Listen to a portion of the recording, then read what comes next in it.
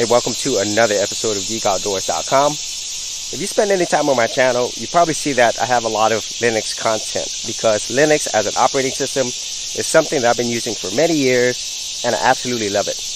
I myself am not a Linux channel, and so, for a lot of people who loves Linux, I'm probably not the best resource for that because I'm more of a general user. I use it on a daily basis, and I want to share my own experiences with Linux as an operating system with other people. Now, even though I love the fact that Linux is available, it has a large, vibrant community, there's also things that I actually hate about it as well.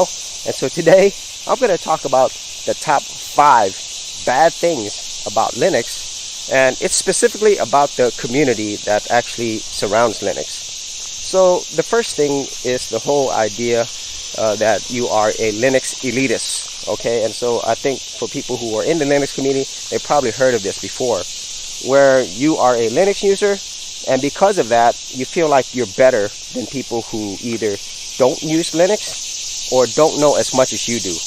This is especially true for people who are coming into Linux, say from Microsoft Windows or Apple's Mac OS, and they meet these Linux elitists, and how they're made to feel stupid because they don't understand it, and so I think that is definitely not a good thing to have in any community, but it seems like within the Linux community, it's a lot worse. Okay, so number 4 is infighting. Okay, within the whole Linux community, even though I think for the majority of it, it is a lot of great people who are sharing their knowledge, there's definitely those fringes of people who love fighting within themselves. Like, let me give you some examples, like distros, right? There's Linux Mint, there's Manjaro, there's KDE, different desktop environments there's Ubuntu. There's so many different flavors of Linux and so many different communities within those, and people get into these fights where they're trying to tout which one is better, and I myself just think that's absolutely stupid and childish in a lot of ways, because this stuff is free, and they're provided to you free of charge with the community of developers and people who do this for you for free. And so it's really hard for me to fathom why you would be angry and fight each other over something like that, where I think you should be more focused on helping each other learn how to use this, okay, and spread the knowledge, okay? And so number 3 is this whole idea of open source versus proprietary. That's something that I really do not enjoy, because I myself, as a technology lover, I use whatever works best. And Linux, for me, as an operating system, it's quite simply a tool. Okay, it's a tool that I use for my life. If it produces value for my life, then I'm going to use it, whether it's open source or proprietary.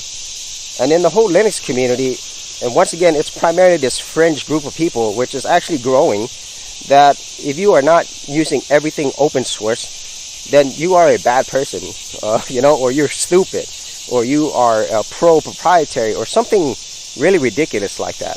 And so that kind of really bothers me, and especially if somebody who is brand new to this, once again, that's not a good experience. Okay, so number 2 is the fact that it's free.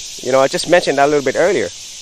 All of this stuff that you're getting in the open source community, most of it is free.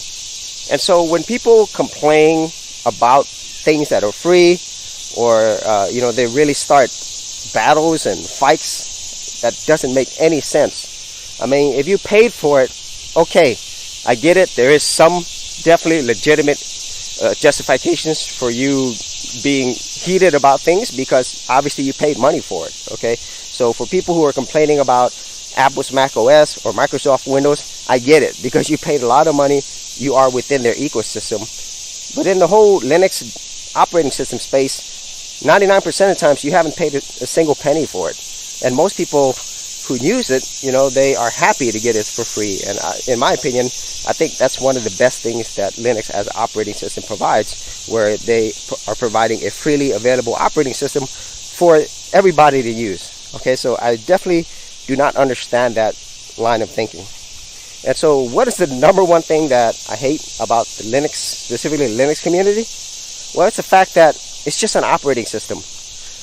I mean, so many people get emotional about something that they use as a tool every day on their computer, to the point where they're actually attacking people, to the point that they're getting emotionally invested into this. At the end of the day, it's a piece of software.